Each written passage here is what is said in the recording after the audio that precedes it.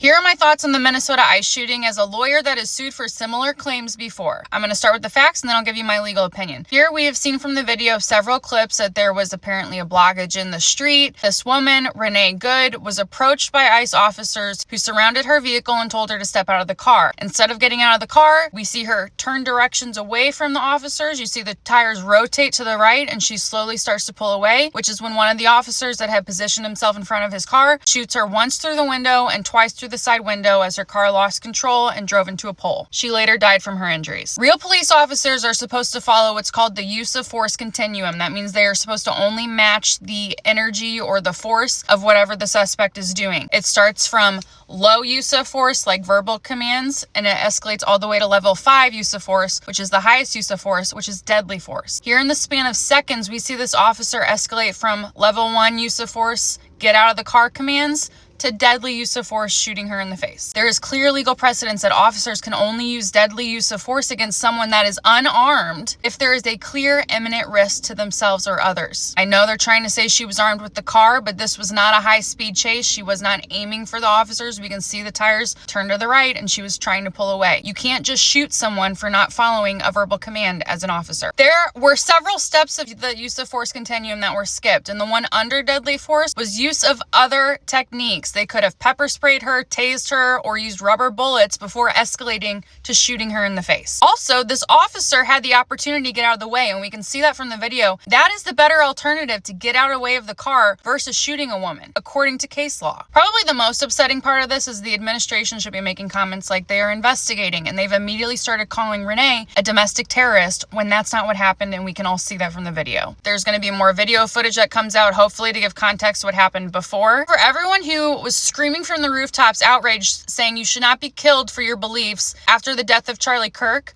I'm not hearing that same energy now. This should outrage you too. I know it's still too early to tell and more information will come out in the following days, but this looks like it was an unconstitutional use of deadly force, in my opinion.